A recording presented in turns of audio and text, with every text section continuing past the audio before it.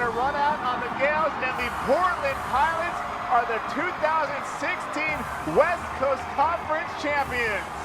Our guys will remember this moment the rest of their life, and they'll be able to be champions the rest of their life. We stuck together like we have all season, and we got the result that we needed. On cloud nine right now, and I just have the utmost faith in these boys.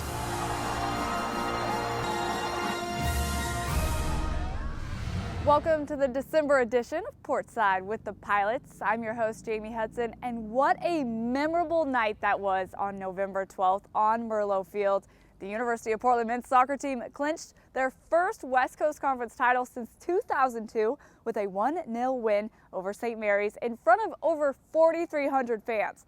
We have a mini documentary about the 2016 season in the works, so be sure to check out portlandpilots.com in the next few weeks for more information.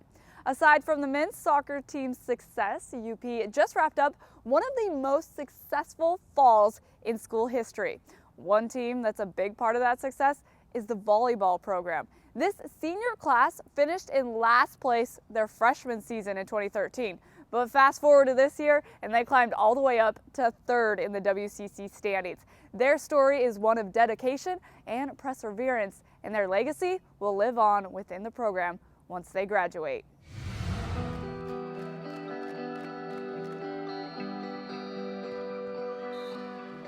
People are like, you seriously were 0-27? I was like, yeah, that's not a joke. Like, it actually happened. Like, it was real as it could be.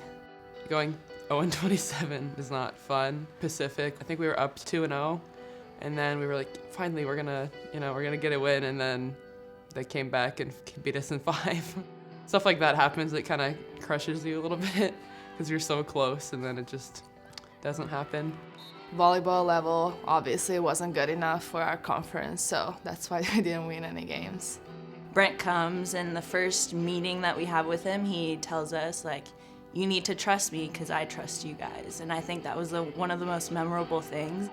It really let us trust him and believe that he's here to do good. For sure there was trepidation amongst the returning players. They had had a tough season and they were young. But our first meeting, that was not the message that we're blowing this whole thing up. I mean, the message was we're gonna figure out how to win and we're gonna do it together. When he came in, I mean, it was a complete change. At first it was a little scary because everything was, brand new to me. Like, I didn't know anything he was teaching. I haven't learned it before, so it was also exciting too because you're not doing it alone. We were all really excited, and we were all willing to change and learn, and we wanted to win. We wanted to turn the program around. We just hit the ground running. It was day 1, here's how we're gonna pass. Day 2, here's how we're gonna block, and we just went hour after hour in the gym, and it was all volleyball all the time in school, and that's how we started, and we've kind of continued that. We're working to be perfect. Brent is really on that about being good after good. It's one of his favorite things to say. Good to the infinity. That is how you're great. There's going to be ups and downs, but if the peaks and valleys aren't too big and we're steady, it's gonna be really good. We talk about that a lot, learning and competing being pretty much the same thing, and that's been something we talk about every day for 3 years, and it's paying off. They just put a huge emphasis on academics and every day getting better, even if it's not in volleyball, and I think that's really helped me a lot and kind of set me up to finish strong my senior year, so I'm very thankful for that. Our first season together, we won the Baylor tournament the first weekend. We went down and won that, and it was a big deal, and going to class and walking around campus and having people congratulate you for win. I remember them telling me that after that weekend, and how incredible that was to hear and how happy I was for them. And it's just kind of just gone upward from there. This year, I don't think they really expected that from us. Even last year a little bit, but this year it was just, I'm pretty sure, shock for everyone. Katie Sullivan with the finish, and the Pilots win. How do you get on the map is you beat good teams. The level of the teams that we beat took a big jump the second year. We beat San Diego and Santa Clara, who were both in the top 4 of the conference, both tournament teams.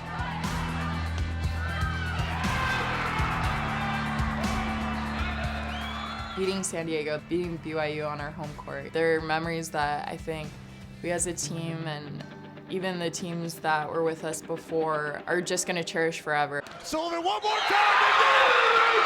The Portland Pilots upset 11th ranked BYU. There were articles written about us, how we were the giant killers or the rank busters, especially this year since we beat San Diego and BYU in the same year. But last year we also beat San Diego.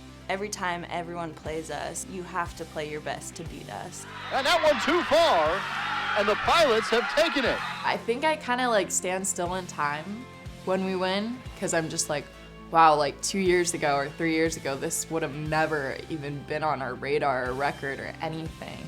When I knew things had really changed, it wasn't after those wins. It's when we went up to BYU and we had a tough match and didn't beat them at their home court. So we split with them this year, but they celebrated when they beat us as if they had won the national championship. And that is new. People are seeing this program totally differently. This class is really close due to all the struggles that we've gone through working up to this point, and it just made us a really strong team, and it made the team dynamic really awesome. People are talking about this season. This season is great, the best of our volleyball careers here. But it's amazing how all the people since our freshman year had such a big influence. People from athletic department, it's not just the players, coaches, it's literally everyone together. I'm just happy that we were a part of it. 0 wins to basically 100 wins in 4 years. It changes you as a person. We're so grateful for every little thing that we've gotten and every win we have, and it's the biggest deal because we didn't win those games our freshman year. They're really special people to go through what they've gone through the last 4 years.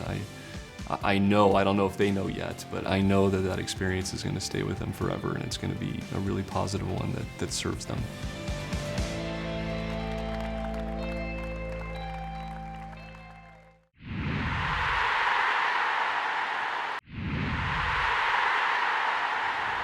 Welcome back to Portside with the Pilots. The men's cross country team returned to the NCAA Nationals this fall after making headlines throughout the season, ranking as high as number 7 in the national polls. A big part of that success was thanks to graduate transfers Tim Ball, Brady Johnson, and Stephen Mulheron. The 3 runners fit in nicely with the current squad, making them one of the most experienced teams in the country. We were very excited when we landed Stephen, Tim, and Brady to have a kind of a trifecta of 3 high-quality guys come into the program in 1 year. It really gave us a boost. Coming to Portland, Oregon from Kansas, I knew it would be a big change. Reed Buchanan was another guy from Kansas, came out here, had a lot of success, and you know, that's something that definitely caught my attention. The University of Portland has a reputation in the NCAA. I heard from older guys on my team back in my undergraduate career that team 2 years ago that got 3rd place, I heard all the stories about them, how they trained harder than anyone in the nation, how Rob Connor was just really diligent, hardworking coach. There is a vibe of mental stoicism in the program, which is something really hard to achieve. When I was talking to them, they said Tim Ball was coming in, all these guys that were studs on the team, 10K runners, it's a perfect mix. I definitely feel like I became a better runner before this year. I have never been able to stay healthy over 80 miles per week in training, but here I was running 100 miles per week. A large part of that is RC always vocalized to make sure not to overdo it in workouts, to recover on the easy days, and just the soft service in the forest is unmatched. That's kind of like why I think people come here to Portland, is for this kind of training and the running at the places we do, like in the forest, and you know, to train with 10, 12 guys that are all pushing each other. I think it helped me a ton just to be with a group like this that was this big and deep and talented, and doing the type of workouts that, you know, I've never done before in my life. I think that's really benefited me this year. My first time at Nationals, I was battling injury and my training wasn't as good, wasn't consistent. But yeah, I got 202nd place at Nationals, was very inexperienced. This year, I'd say 81st was like a solid performance for myself, and a lot of that has to do with the training climate, RC's philosophy, and just overall consistency. We loved Tim. One of the things that attracted him to us was Forest Park and being able to run on the trails every day. and he has gotten through the whole fall at his highest mileage he's ever run, and without an ache or a pain the whole fall. He did a fantastic job, and we're really excited to see what he's going to do here in the next 2 seasons. And he has indoor and outdoor eligibility left. My highest regional placing prior to this year was like 40th in like the Midwest. So to come back 1 year later and get like 69th in the national meet, I think shows the kind of step forward and like, you know, the improvement that I made this year. Now that I feel a lot more comfortable and kind of know what to expect more, I'm really anxious and excited to start the indoor and outdoor season. Brady did a fantastic job. He also has indoor and outdoor track this year, and you know, he's a great runner. We fully expect him to be under 14 in the 5,000, and hopefully at the national meet in the 10,000, he's got the potential to run under 29 and be one of our all-time greatest 10K runners here just in this 1 year. 2 years ago when I was at this course at the national meet and I got like 85th, which is only 5 seconds up, that was like a minute slower time-wise. Came here, did what I wanted to do. I ran high mileage, wanted to see what my body did under that kind of training, got a whole new coaching philosophy. I felt like I definitely benefited from the training here. He had his best ever summer. He had his best ever fall of training, and was all region for us, and did a great job. He's our only guy at the Nationals that ran big negative splits. He's just a tough guy, and I dubbed him the Conor McGregor of cross country. He's got the same beard and same sunglasses, and he gives you the same attitude, man. He's a unique character. Some people might want to try and place him in a box and limit his personality, and we're here to let people, you know, it's kind of that Pete Carroll thing. We want everybody to feel comfortable with their own personality and who they are, and we'll embrace that and encourage it.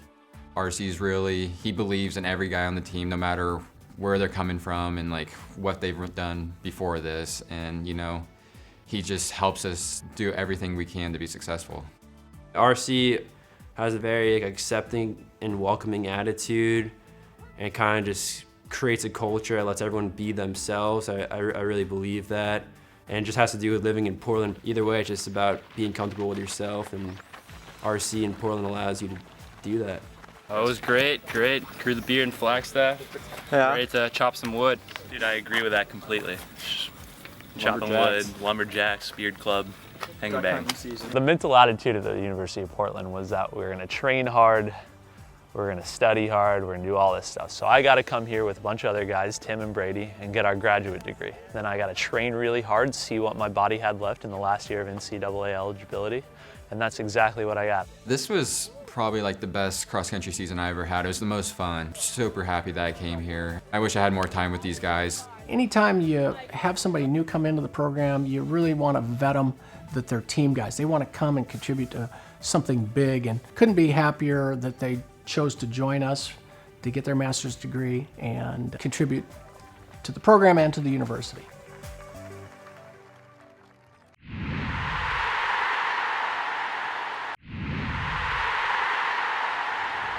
Back here on Portside, there's a lot of buzz surrounding the University of Portland men's basketball program and Coach Terry Porter right now.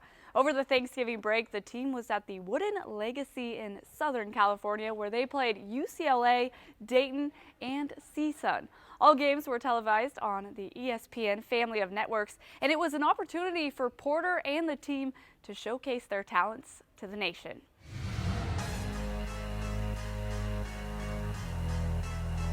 Well, good evening and welcome into Titan Gym here on the campus of Cal State Fullerton. Wooden Legacy between 14th ranked UCLA and the Portland Pilots out of the WCC. Portland is tough to guard. They are small, but they are quick, and their guards are aggressive and have no fear.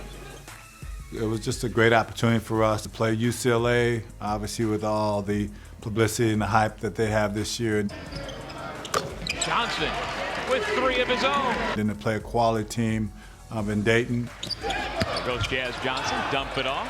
Nice looking bounce pass to Gabe Taylor. So we got a lot of different things we're very excited about. Got a chance to compete against some of the best and kind of get some early sights and measure where we're at.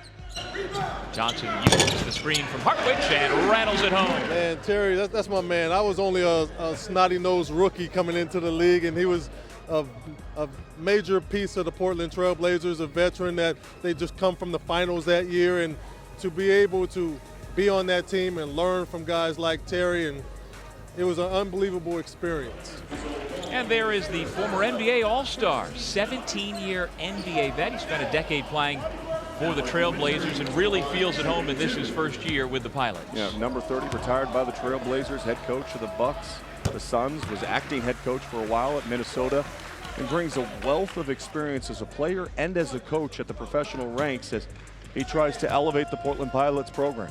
Playing with and against him for many years in the NBA, watching him make that transition to the bench in the NBA when he was coaching with Coach Adelman, who coached both of us, and then now to see him get a head coaching job in college where it's needed.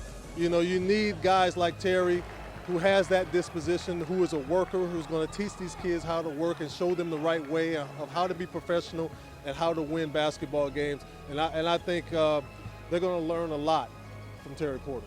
They really are attentive to the details of the scouting report. And that follow-through shows me that he and the coaching staff has their ear. Down 5 Portland with the basketball. Wintering, always attacking, finishing with the left hand. And that's one of the most important things when you're trying to build a culture of a program is the carryover from game 1 to game 2 and then game 2 to game 3. And in a tournament setting like this where you have quick turnarounds, it's hard. But this is preparation even for the WCC tournament come March. They're going to keep coming after you, and that's a direct reflection upon their head coach. Terry Porter is that type of guy where he demands the best out of his guys every second during the course of the game. He doesn't give up and doesn't look at the scoreboard and care about it. He's building this program not for today, but continuing moving forward. We've got two teams that really think they can make some noise in their conference this season in Portland and Seaside. This is what you want, these kind of games in a neutral atmosphere to get you ready for conference play. It's going to be huge down the road because you guys have the experience of playing against really good teams, strong teams, athletic teams, talented teams. Down the stretch, in conference, you're not scared of anybody. So you're going to get those wins that people were probably expecting you not to win. And Terry will have them ready, no doubt. Johnson kick out. Wintering is open for 3 and give him 30. The guards are really good. Wintering and Johnson are going to cause a lot of people trouble in the West Coast Conference this year. It wouldn't surprise me at all to see Portland sneak up and surprise somebody based on the explosiveness, their strength, their ability to get in the paint, and then get fouled and go to the free throw line. Jazz Johnson, he's got 2 more. We were able to finish the tournament out with a win. I thought our guys did a great job of responding after having the 2 games of adversity of not winning those games, but really wanted to finish on a high note coming back home. And so we're very excited about the progress we make in that tournament. And they will celebrate a 96-78 victory here at the Wooden Legacy. Playing a team that's very talented, but we knew throughout the whole 40 minutes, if we stayed true to our system and keep executing at both ends of the floor, they were going to break at some point. So congratulations, and let's get a good win.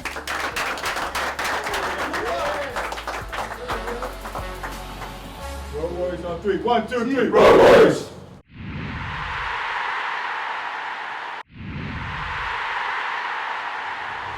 Welcome back to Portside with the Pilots. Every year when the Miami Heat play the Portland Trailblazers, it's a homecoming trip for Heat head coach Eric Spoelstra, who grew up in Portland, attended Jesuit High, and played basketball here at the University of Portland. We had a chance to catch up with him before his team played on Saturday night at the Moda Center. I was coming out of the University of Portland. I really thought about being a high school coach, and I still would have been happy with that.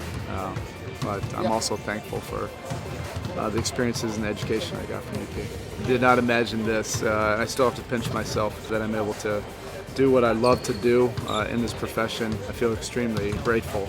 Eric, his family has been part of the Blazer organization. His dad was a chief marketing director of the Portland Trail Blazers when I was a player. So he was around our practices and he traveled with us on occasion. He got into coaching. I got involved with him in coaching. He was part of the Miami staff down there when I played for the year. Great relationship with the Blazer organization, but with the NBA circle, and so we've been able to know each other and have a relationship through those circles. Come on, Terry Porter. I wore the number 30 in college because of Terry Porter. That guy was my idol. Man, I just loved the way he competed. He represented everything you wanted to out of this city. Just a tough competitor, played his best moments in the biggest moments. And I don't stand alone. I think Terry's one of the favorite Blazers for most people of all time. He loved basketball all the way back from his Jesuit days to playing here. I think he was just one of those kids that had great passion for it, great basketball mind, and from a video coordinator to obviously each year taking that next stride to becoming the coach and ultimately the head coach, and then be able to win championships. So it's pretty special to have someone like that associated with our program. Love for him to have the opportunity just to talk about, you know, his time on the Bluff, but more important for us to have someone like that who's been part of our program, can talk to the guys and really just share his insights. I think it's an absolute gift that University of Portland has somebody of a quality person as Terry, but also a great basketball mind, somebody that I really respect. And I'll tell you what, I've had more people contact me about University of Portland basketball in the last 6 months than I've had in 20 years combined since I left, and I think that's a credit to having basically a Portland icon and a Blazer icon at the helm. I'm all in with Terry and the Pilots. You can feel the excitement right now on the Bluff. If I were to give any message to those guys, is really commit to all those experiences. Class, school, practices, any of us would go back and do all of that over again. Even the classes, and just to be able to go play another college basketball game. I'd do anything to have that again.